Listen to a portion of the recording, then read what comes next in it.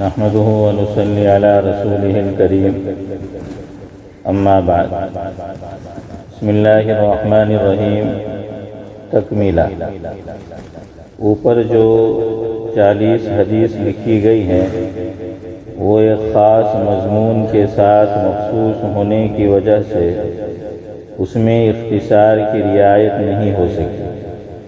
اس زمانے میں چونکہ ہمتیں نہایت پست ہو گئی ہیں، دین کے لیے کسی معمولی سی مشقت کا بھی برداشت کرنا گراں ہے، اس لیے اس جگہ ایک دوسری چہل حدیث نقل کرتا ہوں جو نہایت ہی مختصر ہے اور حضرت نبی کریم صلی اللہ علیہ وسلم سے ایک ہی جگہ منقول ہے۔ اس کے ساتھ ہی بڑی خوبی اس میں یہ ہے کہ مہمات دینیہ کو ایسی جامع ہے کہ اس کی نظیر ملنا مشکل ہے۔ کنز العمال میں قدماء محدثین کی ایک جماعت کی طرف اس کا انتساب کیا ہے اور متاخرین میں سے مولانا قطب الدین صاحب مہاجر مکی نے بھی ذکر فرمایا ہے۔ کیا ہی اچھا ہو کہ دین کے ساتھ وابستگی رکھنے والے حضرات کم از کم اس کو ضرور زبانی یاد کریں کہ کوڑیوں میں لعل ملتے ہیں۔ وہ حدیث یہ ہے۔ ترجمہ: حضرت سلمان رضی اللہ تعالیٰ عنہ کہتے ہیں کہ میں نے حضور اکرم صلی اللہ علیہ وسلم سے پوچھا کہ وہ 40 حدیثیں جن کے بارے میں یہ کہا ہے کہ جو یاد کر لے جنت میں داخل ہوگا وہ کیا ہے؟ حضور اکرم صلی اللہ علیہ وسلم نے ارشاد فرمایا، اللہ تعالیٰ پر ایمان لاوے، یعنی اس کی ذات و صفات پر، اور آخرت کے دن پر، اور فرشتوں کے وجود پر، اور کتابوں پر، اور تمام انبیاء پر، اور مرنے کے بعد دوبارہ زندگی پر، اور تقدیر پر کہ بھلا اور برا جو کچھ ہوتا ہے سب اللہ تعالیٰ ہی کی طرف سے ہے، اور گواہی دے تو اس امر کی کہ اللہ تعالیٰ کے سوا کوئی معبود نہیں، اور حضور اکرم صلی اللہ علیہ وسلم اللہ تعالیٰ کے سچے رسول ہیں۔ ہر نماز کے وقت کامل وضو کر کے نماز کو قائم کرے۔ کامل وضو وہ کہلاتا ہے جس میں آداب و مستحبات کی رعایت رکھی گئی ہو، اور ہر نماز کے وقت اشارہ ہے اس بات کی طرف کہ نیا وضو ہر نماز کے لیے کرے، اگرچہ پہلے سے وضو ہو کہ یہ مستحب ہے، اور نماز کے قائم کرنے سے نماز کے تمام سنن اور مستحبات کا اہتمام کرنا مراد ہے۔ چنانچہ دوسری روایت میں وارد ہے، ان تسویۃ الصفوف من اقامت الصلاۃ، یعنی جماعت میں صفوں کا ہموار کرنا کہ کسی قسم کی کجی یا درمیان میں جگہ نہ رہے، یہ بھی نماز قائم کرنے کے مفہوم میں داخل ہے۔ زکوٰۃ ادا کرے اور رمضان المبارک کے روزے رکھے، اگر مال ہو تو حج کرے، یعنی اگر جانے کی قدرت رکھتا ہو تو حج بھی کرے، چونکہ اکثر معنی مال ہی ہوتا ہے، اس لیے اسی کو ذکر فرما دیا، ورنہ مقصود یہ ہے کہ حج کے شرائط پائے جاتے ہوں تو حج کرے۔ 12 رکعت سنت مؤکدہ روزانہ ادا کرے۔ اس کی تفصیل دوسری روایات میں اس طرح آئی ہے کہ فجر سے پہلے 2 رکعت، ظہر سے پہلے 4، ظہر کے بعد 2 رکعت، مغرب کے بعد 2 رکعت، عشاء کے بعد 2 رکعت، اور وتر کو کسی رات میں نہ چھوڑے چونکہ وہ واجب ہے اور اس کا اہتمام سنتوں سے زیادہ ہے، اس لیے وتر کو تاکیدی لفظ سے ذکر فرمایا، اور اللہ تعالیٰ کے ساتھ کسی چیز کو شریک نہ کرے، اور والدین کی نافرمانی نہ کرے، اور ظلم سے یتیم کا مال نہ کھاوے، یعنی اگر کسی وجہ سے یتیم کا مال کھانا جائز ہو، جیسا کہ بعض صورتوں میں ہوتا ہے، تو مضائقہ نہیں، اور شراب نہ پیے، زنا نہ کرے، جھوٹی قسم نہ کھاوے، جھوٹی گواہی نہ دے، خواہشات نفسانیہ پر عمل نہ کرے، مسلمان بھائی کی غیبت نہ کرے، پاک دامن عورت کو تہمت نہ لگائے، اسی طرح پاک دامن مرد کو اپنے مسلمان بھائی سے کینہ نہ رکھے، لہو و لعب میں مشغول نہ ہو، تماشائیوں میں شریک نہ ہو، کسی پستہ قد کو عیب کی نیت سے ٹھنگنا مت کہو، یعنی اگر کوئی عیب دار لفظ ایسا مشہور ہو گیا ہو کہ اس کے کہنے سے نہ عیب سمجھا جاتا ہو نہ عیب کی نیت سے کہا جاتا ہو، جیسا کہ کسی کا نام بدھو پڑ جائے، تو مضائقہ نہیں، لیکن طعن کی غرض سے کسی کو ایسا کہنا جائز نہیں۔ کسی کا مذاق مت اڑا، نہ مسلمانوں کے درمیان چغل خوری کر، اور ہر حال میں اللہ جل شانہ کی نعمتوں پر اس کا شکر کر، بلا اور مصیبت پر صبر کر، اور اللہ تعالیٰ کے عذاب سے بے خوف نہ ہو۔ اعزاء سے قطع تعلق مت کر، بلکہ ان کے ساتھ صلہ رحمی کر۔ اللہ تعالیٰ کی کسی مخلوق کو لعنت مت کر۔ سبحان اللہ، الحمدللہ، لا الہ الا اللہ، اللہ اکبر، ان الفاظ کا اکثر ورد رکھا کر۔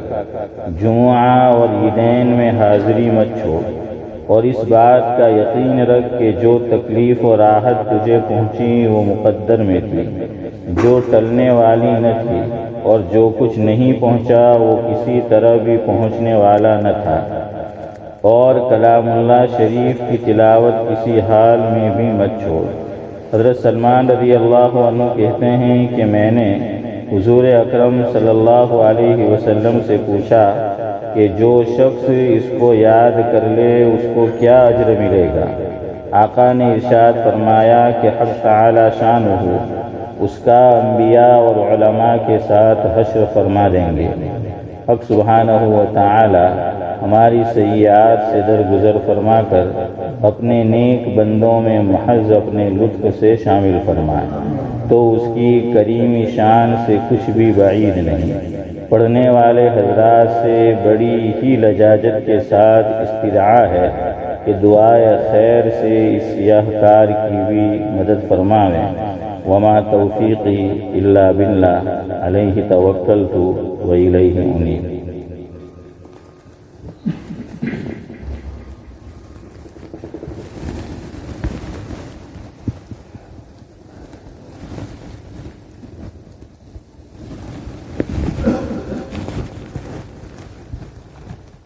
بزرگان محترم،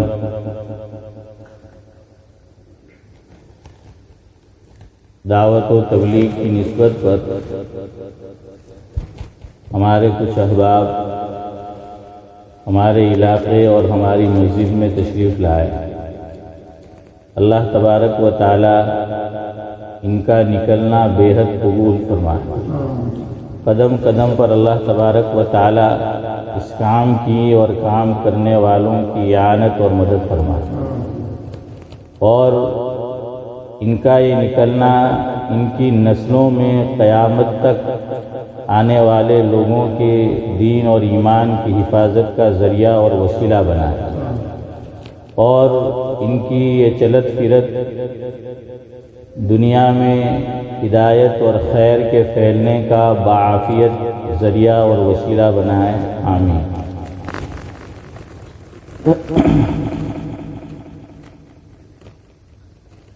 گزشتہ ایک جماعت جو آئی ہوئی تھی، تو اس وقت بات کو جہاں سے شروع کیا تھا، آج بھی بات کو وہیں سے شروع کرتا ہوں۔ اللہ تبارک و تعالی سب سے زیادہ میں عمل کا محتاج ہوں۔ جو کچھ کہا سنا جائے سب سے پہلے اللہ تعالی مجھے عمل کی توفیق مرحمت فرمائے، اور اس کے بعد ہم تمام لوگوں۔ بات یہاں سے شروع کی تھی کہ بدلتی تبلیغ نے کئی لوگوں کی زندگی ہے، بدلتی تبلیغ نے کئی لوگوں کی زندگی ہے، اب وہ کرتے شوق سے خدا کی بندگی ہے۔ اور یہ مثالیں تو میں نے اور آپ نے اپنے آس پاس اور آج کل کا جو دور ہے مواصلاتی دور، اس میں تو دنیا کے کونے کونے میں جو کچھ ہوتا ہے وہ ہم تک پہنچتا ہے۔ تو ہمارے آس پاس کی بھی ایسی کئی مثالیں ہیں اور دور دراز کی بھی، کہ اس محنت میں لگنے سے پہلے وہ نماز سے اور اللہ تعالیٰ کی عبادت سے جی چراتے تھے، لیکن جب اللہ کے یہ بندے جو اپنا گھر، اپنا در، اپنا جاب، اپنی شاپ، تاجر، عاجر، یہ جو ہیں نکلے اور ان تک رسائی ہوئی، تو اللہ تبارک و تعالیٰ نے ان کو راہ راست پر اور سیدھی ڈگر پر ڈال دیا۔ اور پھر وہی ہوا جو اکبر نے کہا ہے، یہ چیز تو میں نے خود دیکھی ہے۔ اکبر مرحوم نے کہا ہے، وہ ان لوگوں پر صادق آتا ہے کہ درفشانی نے تیرے قطروں کو سمندر کر دیا، درفشانی نے تیرے قطروں کو سمندر کر دیا، آنکھوں کو بینا کر دیا، دل کو روشن کر دیا، جو نہ تھے خود راہ پہ اوروں کے ہادی بن گئے، جو نہ تھے خود راہ پہ اوروں کے ہادی بن گئے۔ تو بہرحال ویسا ہی ہے کہ جو خود راہ پہ نہیں تھے، دوسروں کی ہدایت کا ذریعہ بن گئے۔ ہدایت دینے والی ذات تو اللہ تعالیٰ کی ہے، لیکن اللہ تبارک و تعالیٰ ذریعے کے طور پر، وسیلے کے طور پر جس کو چاہے وہ قبول کر لیتا ہے۔ تو میں ایک مثال اپنی دیکھی ہوئی آپ کو دیتا ہوں۔ لاجپور کے اندر جو میرا آبائی گاؤں ہے، تو میں جس محلے کا رہائشی ہوں، ایک تو میرا پرانا مکان ہے، ایک نیا مکان ہے۔ تو میں پرانے مکان کی بات کر رہا ہوں، نیا مکان الگ محلے میں ہے، پرانا الگ محلے میں۔ تو میرا جو پرانا مکان ہے، ہمارا آبائی مکان، تو محلے کا نام ہے اتارو فڑیو یا اتارو محلو، یہ ہے نام، لیکن وہ مشہور ہے مگ محلے سے۔ مگ جو کھاتے ہیں، تو وہ مگ محلے سے مشہور ہے۔ اور اس کی وجہ تسمیہ یہ بتائی جاتی ہے کہ انڈیا میں تو میں نے بھی بچپن میں دیکھا، آپ لوگوں نے بھی جو انڈیا سے آئے ہیں وہ جانتے ہیں کہ گھر کے اندر امی جان نے، بیوی نے، بہن نے، پھوپھی نے، کوئی بھی عورت ہے گھر کے اندر، اس نے کھانا پکایا، رات کا کھانا، اور کھانے کی چیز ہمیں پسند نہیں آئی، تو دیکھیے یہ انسانی فطرت ہے۔ آقا کی سیرت میں بھی مجھے اور آپ کو یہ بات ملے گی اور ملتی ہے کہ آپ صلی اللہ علیہ وسلم نے کوئی چیز ایسی نہیں چھوڑی کہ مجھے اور آپ کو تعلیم نہ دی۔ کچھ چیزیں تو ہمارے لیے حضور نے کی ہے تاکہ ہمیں سبق ملے، ہمیں پیغام ملے کہ ہمیں کیا کرنا ہے۔ تو شمائل کی روایت میں آپ کو ملے گا جس کا مفہوم یہ ہے کہ آقا کو کوئی چیز کھانے کی پکائی گئی ہوتی، دل کو لگتی، زبان کو بھاتی، آنکھوں کو لبھاتی، تو حضرت کو کھاتے تھے، تناول فرماتے تھے۔ اور کوئی چیز ایسی ہوتی کہ جو دل کو نہیں بھاتی تو اس کی برائی نہیں کرتے، چھوڑ دیتے۔ یہ انسانی فطرت ہے، انسانی خاصہ۔ مثال لے روایت میں موجود ہے گوہ، ایک جانور آتا ہے گوہ، تو آقا کے سامنے دسترخوان پر گوہ پیش کی گئی۔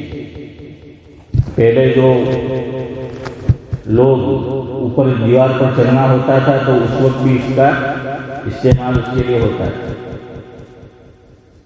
تو آپ صلی اللہ علیہ وسلم کے دسترخوان پر آئی، پیش کی گئی، حضرت نے منع فرما دیا کہ بھائی میں نہیں کھاتا۔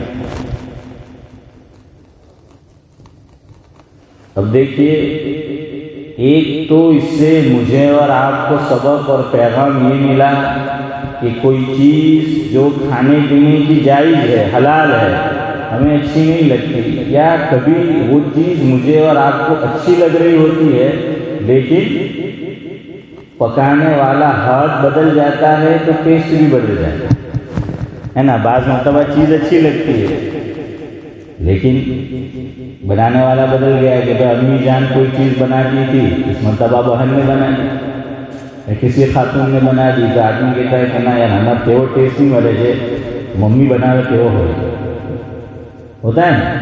ہاں، تو ایسا جو ہے وہ ہوتا ہے۔ حضرت مفتی سعید احمد صاحب پالن پوری نور اللہ مرقدہ دارالعلوم دیوبند کے اندر حضرت کا ترمذی شریف کا جو درس ہوتا تھا تو وہ چھپ چکا ہے تحفۃ العلمئی کے نام سے۔ اس میں حضرت نے ایک مقام پر اپنا واقعہ ذکر فرمایا ہے کہ میرا برطانیہ کا سفر شروع ہوا بولٹن سے، مفہوم ہے، بولٹن سے شروع ہوا، طیبہ مسجد سے، تو وہاں پر میں گیا تو شکر کا مریض ہو چکا تھا میں، اس وقت کی بات ہے یعنی حضرت، تو لوگوں کو پتہ چلا کہ حضرت مفتی صاحب رحمۃ اللہ علیہ اس وقت دامت برکاتہم العالیہ، تو شکر کے مریض ہے، تو کریلا کا سالن گھر میں سے عورت نے بنا کر حضرت کے لیے بھیج دیا کہ بھائی شکر والے کے لیے کہتے ہیں کہ کریلا اچھا ہوتا ہے۔ اب تو اس کی ٹیبلٹ بھی ملتی ہے کریلا کی۔ تو دسترخوان پر آیا، حضرت نے تناول فرمایا تو بڑا لذیذ، یہ پکانے والی جو خاتون تھی کوئی ماہر خاتون تھی پکانے کے اندر، تو حضرت نے اس کی تعریف کی کہ بھائی ایک تو میں شکر کا مریض ہوں اور یہ کریلا کا سالن آیا اور بڑا لذیذ ہے، تو اور بھی لوگ ساتھ میں کھانے کے لیے بیٹھے تھے، انہوں نے سنا کہ حضرت نے کریلے کی تعریف فرمائی، تو سن لیا انہوں نے، الگ الگ لوگوں کے گھر سے دعوت ہوتی تھی، تو حضرت فرماتے ہیں کہ اب تو میں کیا دیکھتا ہوں کہ دسترخوان پہ روزانہ اور ویرائٹی تو ہوتی ہی ہے لیکن کریلا ضرور ہوتا ہے، وہ لوگوں کو پتہ چل گیا ہے کہ بھائی کریلا پسند ہے۔ تو حضرت فرماتے ہیں کہ کریلا تو ہوتا تھا لیکن پکانے والی وہ خاتون نہیں، وہ ہاتھ نہیں، اب کوئی اچھا پک کر آتا تھا، کوئی نہیں بھرتا تھا، تو حضرت کے الفاظ ہے کہ کیا کروں، دل مار کر کھانا پڑتا ہے کہ کھائے تو مصیبت کہ زبان کو بھاتا نہیں، نہ کھائے اور ویسے ہی وہ جائے گی۔ آپ دیکھنا گھر والوں کی عادت ہوتی ہے کہ مہمان جو بھی ہو وہ جب آپ لے کر واپس جائیں گے ابراہیم بھائی کھانا تو وہ دیکھیں گے کوئی ڈش ویسی کی ویسی بھی جو ہے وہ عبدالسلام کی طرح سلامت آئی ہے تو وہ پوچھیں گے کہ کیا آپ کو کھجور، اچھا ہم جواب دے شوکت بھائی، اس سے پہلے وہ کہیں گے کوئی نہیں کھجور ٹماٹر نہیں کھوائے، میں کہ بھائی ہماری کھوائی کہ نہیں کھوائی، خزانہ طور پر تو آپ کھاؤں ہے، وہ تو فریج میں رہے گا ہی، تو وہ ایک فطری چیز ہے۔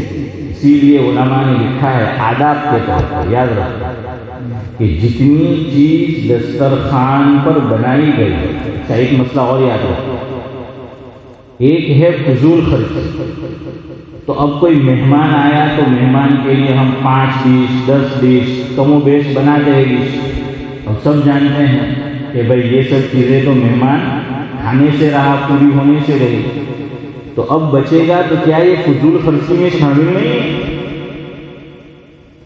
تو علماء نے لکھا ہے جس کا مفہوم یہ ہے کہ نہیں، یہاں چونکہ نیت ہے مہمان کے دل کو خوش کرنے. اور حضور نے فرمایا حدیث میں مفہوم یہ ہے کہ مومن کے دل کو خوش کرنا یہ بھی نیکی کا کام ہے، یہ بھی نیکی ہے. تو اس لیے یہ فضول خرچی میں شامل نہیں ہوگا. تھوڑی بہت زیادہ روزانہ کے مقابلے میں آئٹم بنائے. انڈیا کے اندر دارالعلوم دیوبند جو ہے ہمارا، تو اس کا 100 سالہ اجلاس ہوا تھا آپ جانتے ہیں. اسی طرح یو پی کے اندر ایک ادارہ ہے ندوۃ العلماء لکھنؤ، تو انہوں نے 85 سالہ اجلاس کیا کہ ندوۃ العلماء کو قائم کیے 85 برس ہوئے. تو انہوں نے دنیا بھر سے علماء کو اور محسنین کو بلایا، بڑے بڑے لوگوں کو، اور عام دعوت بھی کی. تو اجلاس ہوا تو عرب کنٹری سے بھی ایک بڑے عالم کو مدعو کیا گیا تھا، ابھی نام ذہن میں نہیں آ رہا. ان کے حضرت شیخ الحدیث مولانا محمد زکریا صاحب نور اللہ مرقدہ سے بڑے اچھے روابط، بڑے اچھے تعلق تھے. تو حضرت شیخ نے فرمایا تھا کہ تم انڈیا آؤ گے ندوۃ العلماء لکھنؤ کی دعوت پر اجلاس میں شرکت کے لیے تو ٹھیک ہے، وہاں آپ آئیں گے، آپ ان کی دعوت قبول کرے کھائے، لیکن ایک وقت کا کھانا آپ کو سہارنپور میرے دسترخوان پہ بھی کھانا ہے. تو یہ میری آپ کو دعوت ہے. تو انہوں نے بخوشی منظور فرمائی. تو حضرت شیخ کے حالات چھپے ہوئے ہیں، ایک کتاب ہے جس کا نام ہے کہ حضرت شیخ الحدیث رحمہ اللہ اور ان کے حیرت انگیز واقعات، یہ کتاب کا نام ہے. اس میں یہ بات جو میں ذکر کر رہا ہوں، تو اس میں لکھا ہے کہ حضرت شیخ نے مہمان کے اکرام میں 80 یا 85 ڈشز بنوائی. ابراہیم بھائی کتنی گنتے آدمی تھک جائے، کھاتے نہیں ہیں، گنتے تھک جائے. اور یہ حضرت شیخ کہ جن کی کتاب ہم روزانہ الحمدللہ تعلیم میں پڑھتے اور دنیا بھر میں پڑھی جاتی. تو یہ حضرت شیخ نے 80 اور 85 ڈشز کو بنائے. تو مجھے تو بتانا یہ تھا کہ یہ فضول خرچی میں شامل نہیں. اب کتنی ڈشیں بنانا ہے وہ مہمان پر ڈپینڈ کرتا ہے نا. مہمانوں کی بھی قسمیں ہیں. حضرت عائشہ صدیقہ رضی اللہ تعالی عنہ کے حالات میں لکھا ہے، جس کا مفہوم یہ ہے کہ کوئی سائل مانگنے کے لیے آئے تو خادم سے حضرت عائشہ رضی اللہ تعالی عنہ نے امی جان نے فرمایا کہ جاؤ دے آئے. تو وہ جا کر دے آئے. ایک اور مہمان آیا تو امی جان نے خود اپنے ہاتھ سے دیا. تو ان کے بھانجے حضرت عروہ رضی اللہ تعالی عنہ، حضرت عائشہ کی روایات جو ہم تک پہنچی ہے زیادہ تر حصہ واسطہ کون بنائے، یعنی حضور کی روایت جو حضرت عائشہ سے مروی ہے وہ پہنچی ہے، وہ حضرت عروہ رضی اللہ تعالی عنہ. تو انہوں نے سوال کیا، پوچھا کہ خالہ جان یہ کیا ہے؟ ایک سائل آیا تو آپ نے دوسرے کے ہاتھ سے بھیجوایا، اور یہ آئی مانگنے والی خاتون تو آپ نے خود جو ہے وہ دیا. تو فرمایا کہ بھائی دونوں میں فرق، مرتبے میں جو ہے وہ فرق ہوتا ہے، تعلق میں بھی جو ہے وہ فرق ہوتا ہے. تو اس لیے اس فرق کو جو ہے وہ ملحوظ رکھا. آقا کی سیرت میں بھی ہمیں یہ بات ملتی ہے کہ وقت آتے رہتے تھے آقا کی خدمت میں مدینہ منورہ، اور اسلام بھی قبول کرتے تھے، رہتے تھے، مسجد میں بھی ٹھہرایا جاتا تھا. اب تو الحمدللہ مساجد کے اندر دعوت و تبلیغ کے احباب کے لیے الگ سے فیسلٹیز موجود ہیں. اکثر جگہ پر یہ روم ہوتا ہے، کوئی ہال ہوتا ہے، جگہ ہوتی ہے. پہلے ایسا نہیں تھا. تو لوگ سوال کرتے تھے بطور اعتراض کہ بھئی یہ دعوت و تبلیغ کے ساتھی مسجد کے اندر میں، مسجد کے احاطے میں کیوں ٹھہرتے؟ یہ بات ہم گجراتیوں کو سمجھ نہیں آئی. کیوں؟ الحمدللہ ہمارے گجرات کی مساجد پرانی بھی اور آج بھی جو تعمیر ہوتی ہے، تو بقول حکیم الاسلام حضرت مولانا قاری محمد طیب صاحب نور اللہ مرقدہ کہ ہماری یو پی کی مساجد اللہ تعالیٰ کے گھر ہے اور گجرات کی مساجد اللہ تعالیٰ کی حویلیاں ہیں. کیا ہے؟ اللہ تعالیٰ کی حویلیاں ہیں، بنگلے ہیں کہ عالی شان ماشاءاللہ مسجد جو ہے وہ ہوتی ہیں عام طور پر، یا چھوٹی بھی ہے تو الحمدللہ دیکھنے لائق ہوتی ہے۔ تو ہمارے یہاں تو کیا ہے کہ مسجد ہے، مسجد کے ساتھ صحن ہوتا ہے جیسے ہمارے یہاں بھی، اور اس کے بعد بھی اس کی جگہ ہوتی ہے کافی، ہماری طرف گاؤں میں، شہر میں بھی ہوتی ہے۔ لیکن یو پی کی مساجد آپ بعض دیکھیں گے کہ وہاں صحن نہیں ہوتا، یہاں تک کہ ابو حنیفہ وقت دارالعلوم دیوبند کے بانیان میں جن کا شمار ہوتا ہے حضرت مولانا رشید احمد گنگوہی نور اللہ مرتضہ، جس مسجد میں گنگوہ میں نماز پڑھتے تھے، تو وہاں پر بھی وہ جو مسجد ہے الحمدللہ میں گیا ہوں 2007 میں، تو اب نہیں معلوم مجھے، اس وقت کی بات کر رہا ہوں، کوئی صحن نہیں، وہ بس ویسی عام جگہ ہے۔ تو خیر بہرحال میں آپ کو یہ بتا رہا تھا کہ وہ حضرت فرماتے تھے کہ یہ سب کیا ہے؟ اللہ تعالیٰ کی حویلیاں ہیں۔ گجرات کے اندر جو ہے وہ مساجد ہوتی ہے، پتہ نہیں کیا کیا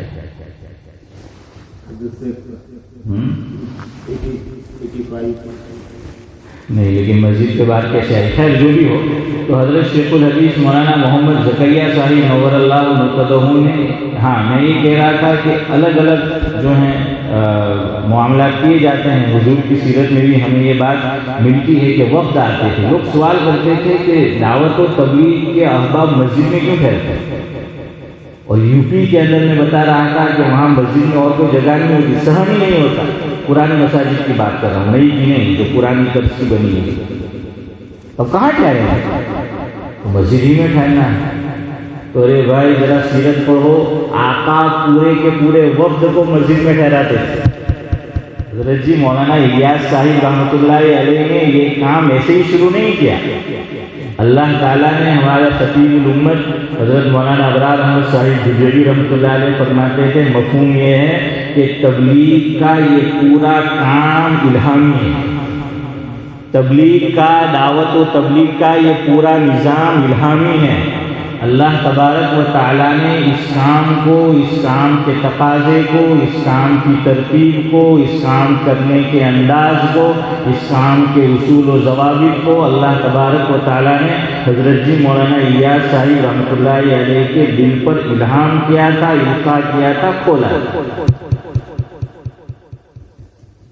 تو آپ دیکھ لیجیے جتنے بھی یہ اعتراض آج بھی کچھ کرتے ہیں، الحمدللہ آپ کو اس کی دلیل ملے، لیکن شرط ہے کہ آپ ان سے جا کر پوچھیں جو آپ کو دلیل دے سکتے ہیں۔ لوگ پوچھتے وہاں جا کر ہے کہ بیچارے دے نہیں سکتے یا دیتے ہیں تو ایسے ہی تھے جو پھر دل دماغ قبول نہیں کرتا، تو مسجد میں ٹھہر سکتے ہیں۔ آقا ٹھہراتے تھے مسجد نبوی، یعنی وہ تین مساجد جس کی باقاعدہ فضیلت بیان کی گئی حدیث پاک میں، اس مسجد میں آقا ٹھہراتے تھے وہ۔ اور اس سے آگے میں کہوں آپ کو تعجب ہوگا، جو ان الذین آمنوا نہیں ہے اس کو بھی ٹھہرایا گیا۔ ایمان والے کو چھوڑے، جو ان الذین آمنوا نہیں ہے اس کو بھی مسجد کے اندر، اور مسجد بھی عام مسجد نہیں بلکہ مسجد نبوی ہے، اس کے اندر ٹھہرایا گیا۔ حضرت شیخ الحدیث مولانا محمد زکریا صاحب نور اللہ مرتضہ شوکت بھائی، آپ کو تو پتہ ہوگا دارالعلوم بری کی دعوت پر تشریف لائے 79 ہاں جو بھی ہو، بہرحال 80s کا دور تھا، 70 سے 80s کا، تو تشریف لائے تھے۔ ابھی جس کتاب کا میں نے حوالہ دیا اسی میں ہے کہ مولانا یوسف موتالا علیہ رحمت سے حضرت نے فرمایا کہ جو اچھی انگلش جاننے والا ہو، لکھنے والا ہو، تو اس کو یہ جو ان الذین آمنوا نہیں ہے بیچارے، ایمان کی دولت سے محروم ہیں، ان تک دعوت پہنچانے کے لیے ایک ٹیم بناؤ اور انگلش میں ٹرانسلیٹ کرو، اردو سے عربی سے، اور پھر ان کو مسجد میں بھی اپنے بلاؤ اور پروگرام رکھو، سمجھاؤ تاکہ وہ دعوت کا ذریعہ بنے۔ اس میں لفظ ہے مسجد میں بلاؤ، وہ کتاب کا حوالہ میں نے آپ کو دیا، تو مولانا یوسف مطالعہ نے کچھ نام بھی اس میں پیش کیے تھے کہ ہاں ہمارے ذہن میں فلاں ہے، یہی ہمارے بڑے حضرات ہیں۔ تو وہ قرآن و حدیث سے، سنت سے ہمیں اس کا ثبوت ملتا ہے، اس کی دلیل ملتی ہے۔ تو کہا کہ ہاں بلاؤ ان کو مسجد کے اندر، مسجد کے آداب ان کو سمجھانا ہے۔ اور دیکھیے یہ قوم آپ کہہ لیں کہ ہم جن کے ساتھ رہ رہے ہیں یا جو ہمارے ساتھ آپ جو بھی کہہ لیں، ان کو آپ آداب بتائیں گے جو اسی کے مطابق چلیں گے۔ بڑا احترام کرتے ہیں مسجد میں بھی، میں نے دیکھا وہ آتے ہیں تو خاص طور سے عورتیں سر ڈھک کر آتی ہیں، یہاں سر ڈھک کر لیتی ہے، کپڑے بھی جو ہیں اس طرح کے پہن کر آتے ہیں جو مہذب کہلائے۔ بلکہ معاف کرے آپ میرے اس جملے کو کہ ان الذین آمنوا، ہم ان کو مسجد کا احترام بتائے تو وہ ہماری بات پہ اس طرح کان نہیں ڈرتے جتنا وہ ڈرتے۔ بعضا سب کی بات ان الذین آمنوا سے نہیں کہہ رہا، بعضا جو ہیں وہ ایسے ہوتے ہیں۔ تو بہرحال آپ صلی اللہ علیہ وسلم نے ٹھہرایا ہے کہ دعوت و تبلیغ کے ساتھ ہی مسجد کے اندر ٹھہرے تو کوئی حرج کی بات نہیں ہے، وہ مسجد کے اندر جو ہے وہ ٹھہر سکتے ہیں۔ بھائی وہ گھر سے نکلے کیوں ہیں؟ ہاں، دین کا پیغام لے کر نکلے ہیں، خود سیکھنے کے لیے جو ہے وہ نکلے ہیں، دین دوسروں تک پہنچانے کے لیے نکلے ہیں۔ اور دیکھیے اب بات یہاں سے شروع ہوئی کہ اب چونکہ وقت نہیں ہے میں بات کو یہیں چھوڑتا ہوں، جلدی اس بات پہ آ جائے۔ یہاں سے بات شروع کی تھی کہ کھانا اچھا نہ لگے تو مت کھاؤ، لیکن برائی نہیں کرنی۔ اور ہم میں سے بعض لوگ برائی نہیں کرتے، بیوی کی پٹائی کرتے ہیں۔ کھانا اچھا نہیں بنایا تو بیوی کی پٹائی کرتے ہیں، اور بعض مرتبہ تو وہی پلیٹ یا جو چیزیں اس کو تھرو کرتے ہیں اور مارتے ہیں، اس کے اوپر ڈائریکٹ جو ہے وہ پھینکتے ہیں۔ لیکن حضور کی سیرت سے ہمیں یہ سبق ملا کہ بھائی آپ کو پسند ہے تو کھاؤ، نہ پسند ہے تو مت کھاؤ، اس کی برائی مت کرو۔ تو حضرت مفتی سعید صاحب بھی پھر وہ آتا تھا کریلا، تو کیا کرے، تو لوگوں نے پھر حضرت فرمایا، حضرت نے لکھا ہے، اس میں فرمایا لکھا ہوا ہے کہ جب دسترخوان پر کریلا آتا تھا تو میرے دوست کو احباب کہتے تھے کہ حضرت فرض عین آ گئے۔ تو ایک فرض کفایہ ہوتا ہے، ایک فرض عین ہوتا ہے۔ اب جو روزانہ ہی آئے، جیسے 5 نماز روزانہ پڑھتے جنازے کی فرض کفایہ جو کبھی اب روزانہ ہی کرے آ رہا ہے، تو احباب نے نام رکھ دیا فرض عین کہ حضرت فرض عین آ گیا، کھاؤ۔ تو بہرحال آداب میں لکھا ہے کہ جو چیز دسترخوان پہ کچھ نہ کچھ کھائے تاکہ اندر گھر والوں کی دل شکنی نہ ہو۔ کتنا وقت انہوں نے نکالا، تو تھوڑا بہت ایک دو لقمہ جس کو بولتے ہیں بائٹ ہیں، وہ ایک دو جو ہے وہ مان لو تاکہ لگے کہ بھائی انہوں نے کیا ہے وہ کھایا، اور نہیں اچھا لگتا تو پھر جو ہے وہ چھوڑ دو۔ تو حضور نے گو خود نہیں کھائی ہے لیکن منع بھی نہیں کیا، اس کا مطلب کہ اس کا کھانا صحیح ہے، اگر کسی کا دل چاہتا ہے تو وہ جو ہے وہ کھائے۔ بہرحال تو میں آپ کو یہ سمجھا رہا تھا کہ اس تبلیغ کے کام میں ماشاءاللہ جو لوگ نماز سے بھاگتے تھے، اللہ کے ذکر سے بھاگتے تھے، جب اس کام سے منسلک ہوئے اور اللہ تعالیٰ نے ہدایت دی تو سینکڑوں لوگوں کی ہدایت کا وہ سامان بنا ہے، اور ماشاءاللہ وہ جو ہے وہ کام کر رہے ہیں۔ اور اس کام کے بتایا جاتا ہے کہ بھائی دعوت و تبلیغ کے کتنے نمبر ہیں؟ 6 نمبر ہے نا، یہ دعوت و تبلیغ کی 6 نمبر ہے، آپ سب جانتے ہیں۔ خطیب الامت حضرت مولانا ابرار احمد صاحب جبیلی رحمۃ اللہ علیہ کی شوکت بھائی ایک تقریر تھی دعوت و تبلیغ کے ساتھیوں کے درمیان، اور بھی احباب موجود تھے اور اکثر گجراتی احباب تھے، تو اس لیے حضرت نے فرمایا کہ بھائی یہ دعوت و تبلیغ کے کام سے ہر ایک کو جڑنا چاہیے، مفہوم ہے، اور جڑاؤ رکھنا چاہیے جس طرح بھی وہ اس میں جڑ سکتا ہے، جتنا جڑ سکتا ہے۔ اور پھر فرمایا کہ ارے گجراتیوں، یہ دعوت و تبلیغ کے 6 نمبر ہے اور تم کو تو 6 سے بہت نسبت ہے، فجر سے لے کر عشاء تک، صبح سے لے کر شام تک تم تو 6 کرتے رہتے۔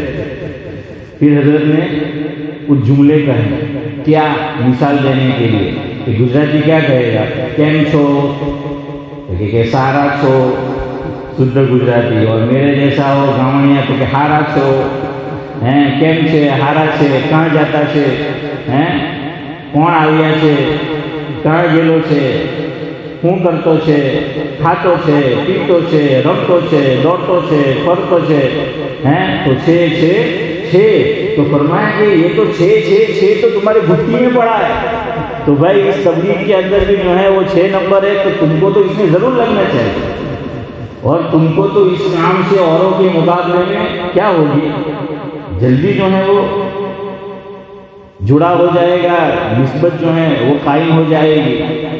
تو چلے آخری بات اور پھر گفتگو ختم کرتا ہوں. دعوت و تبلیغ کے کام میں ہم جڑیں گے تو اس کے 6 نمبر ہے، اور دیکھیے اس میں 6 فائدے میں آپ کو آج گناتا ہوں، اور بھی فوائد ہیں، لیکن دعوت و تبلیغ کے کام سے جو جڑے گا 6 فائدے اس کی اپنی ذات کو انشاءاللہ حاصل ہوں گے. نمبر 1، جو اس کام سے جڑتا ہے تو حفاظت ایمان، اس کے ایمان کی کیا ہوتی ہے، حفاظت ہوتی ہے کہ یہ نورانی ماحول اس کو ملتا ہے، اور یہ ماحول ایمان کی حفاظت کا کیا ہے، سبب اور ذریعہ ہے. تو ایمان کی حفاظت آدمی کی اس کام سے ہوتی ہے، اور آج کے دور میں ایمان کی حفاظت بڑی ضروری ہے. حدیث پاک میں حضور نے فرمایا، مفہوم یہ کہ ایک دور ایسا آئے گا کہ دین پہ چلنا، دین کو سنبھالنا ایسا ہے جیسے انگارہ. آپ جانتے ہیں وہ حدیث کا مفہوم. تو علماء کا کہنا ہے کہ آج کا یہی دور ہے، یہ دور آ چکا ہے.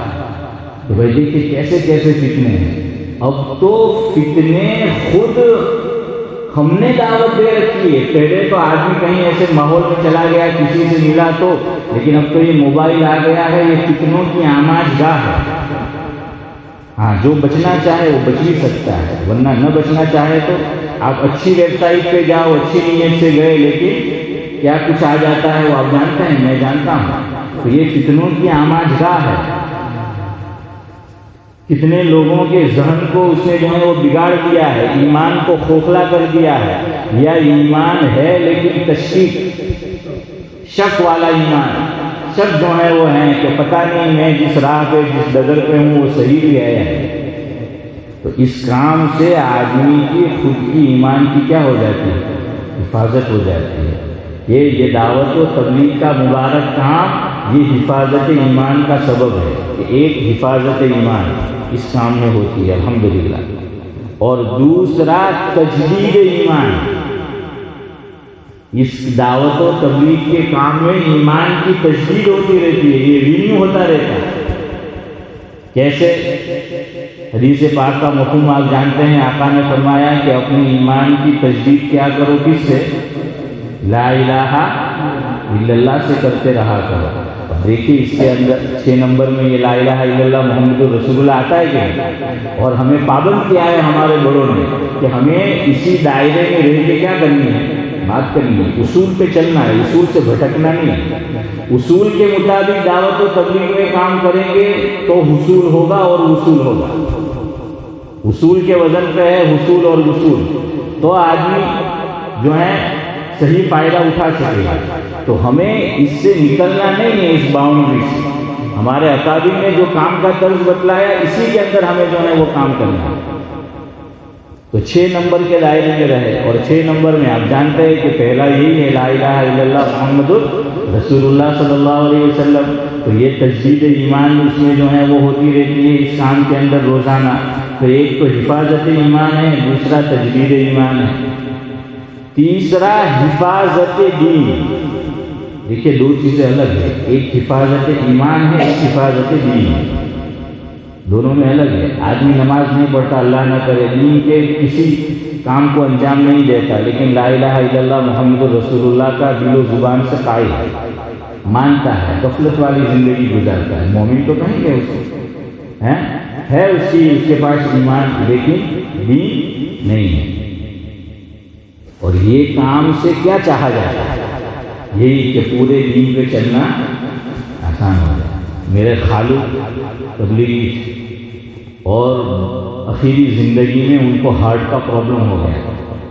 تو دھیرے دھیرے 80% ہارٹ چلتا تھا، 60%، 50% اور بھی نیچے آتا رہا، لیکن اخیر تک الحمدللہ وہ اس کام سے جڑے رہے.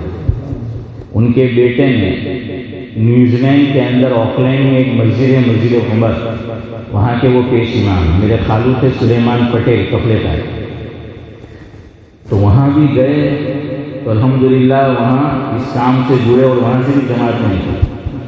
اور اخیر میں بھی ہارٹ پورا وقت نہیں کرتا تھا. ڈاکٹر نے منع کر دیا تھا کہ آرام کرنا ہے, کہیں جانا نہیں ہے. شب جمعہ میں جاتے 3 دن لگاتے. ہاں وہ ہمارے بڑے کہتے ہیں کہ اصل میں اس کام میں اللہ نے بڑا مزہ رکھا ہے. شرط یہ ہے کہ چکھنے والی زبان اور دل ہو, محسوس کرنے والا. چکھنے والی زبان ہو, محسوس کرنے والا دل ہو, اور دماغ قبول کرنے والا. تو واقعی پھر آدمی کو چین نہیں آتا. اب کووڈ میں نہیں نکل سکے تو جو بیچاروں کی ترتیب بنی ہوئی تھی وہ کب سے انتظار میں تھے کہ کب ماحول سازگار ہو اور ہم اللہ کے راستے میں نکلے.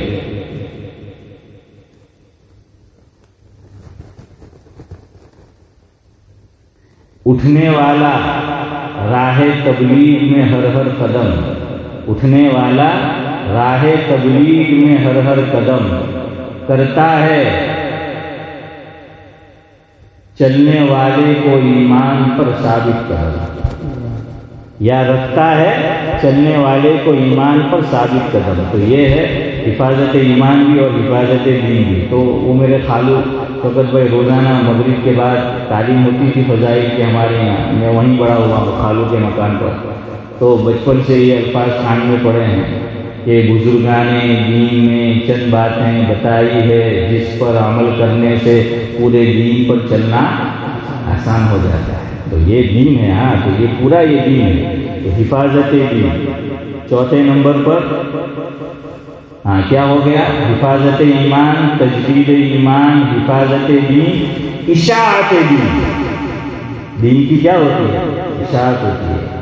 مولانا بیٹھے ہیں, ان کو معلوم ہے ایک چیز ہوتی ہے متعدی, کہ اس کا فائدہ خود کو بھی ہوتا ہے اور دوسرے کو بھی. تو یہ تبلیغ کا دعوت و تبلیغ کا کام متعدی ہے. ہمیں خود کو بھی فائدہ ہوتا ہے اور دوسروں کو بھی جو ہے وہ ہوتا ہے. تو اشاعت دین بھی آ گیا ہے. 5ویں نمبر پر طلب دین. دین کی کیا ہوتی ہے؟ طلب. ہاں فضائل سنتے ہیں تو اس سے ماشاءاللہ عمل کرتے ہیں. اور کیسی پابندی. حضرت مولانا عمر صاحب, محمد عمر صاحب پالنپوری رحمۃ اللہ علیہ, تو یہی فضائل آدمی اس کام میں لگتا ہے, سنتا ہے, عوام خواص پھر ایسے عمل کرتے ہیں گٹھی میں عمل پڑ جاتا ہے. حضرت کو چائے نوشی کی عادت تھی, مولانا محمد عمر صاحب پالنپوری رحمۃ اللہ علیہ, لیکن فجر میں حضرت کو چائے پیش کی جاتی تو چائے نہیں پیتے تھے جب تک ایک عمل نہیں کر لے. وہ کیا تو حضرت فرماتے تھے کہ جب تک مفہوم ہے کہ 70,000 فرشتوں کو اپنی خدمت میں نہیں لگا دیتا فجر کی چائے نہیں. تو کہا کہ وہ کون سا عمل؟ تو روایت ہے جس کا مفہوم ہے کہ اعوذ باللہ السمیع العلیم من الشیطان الرجیم. اور آج جو میں نے پہلی رکعت میں آیت پڑھی سورہ حشر کی اخیری 3 آیتیں وہ اللہ الذی, تو فرشتے ہاں وہ ڈیوٹی اس کی حفاظت میں جو ہے وہ لگ جاتے ہیں, اس کی دعا کرنے میں جو ہے وہ لگ جاتے ہیں. تو کہا کہ جب تک 70,000 فرشتوں کو, یہ اس لیے آپ کو بتایا کہ میں بھی اور آپ سب بھی عمل کریں. ہاں چائے نہیں پئیں گے یا پان والا پان نہیں کھائے گا, اور اگربتی والا تو بالکل نہیں سلگائے گا جب تک کہ یہ کام جو ہے وہ نہ کرے. سمجھ آیا کہ تو اس میں کیا ہو گیا؟ ہاں یہ بھی طلب دین, دین کی طلب. اور آخری چیز اصلاح نفس. اس کام کے اندر کیا ہوتا ہے؟ نفس کی اصلاح. اس لیے ہمارے بڑے ہمیں سکھاتے ہیں کہ ہم اس راہ میں نکلے ہیں تو اپنی اصلاح کے لیے نکلیں. کیا نیت کر کے نکلو؟ ہاں کہ بھائی ہم دوسروں کی اصلاح کے لیے نہیں جا رہے, وہ تو اللہ تعالیٰ فائدہ کرائے گا انشاءاللہ, وہ تو خیر پھیلنے ہی پھیلنے والی. خیر کا جو بھی آپ کام کرو آپ چاہیں گے تو بھی پھیلے گا, نہ چاہیں گے تو بھی پھیلے گا. خیر کا کام جو ہے وہ ایسا ہے, لیکن نیت آدمی یہ کرے کہ ہم اپنی نفس کے لیے. تو یہ دعوت و تبلیغ کے 6 فائدے ہیں.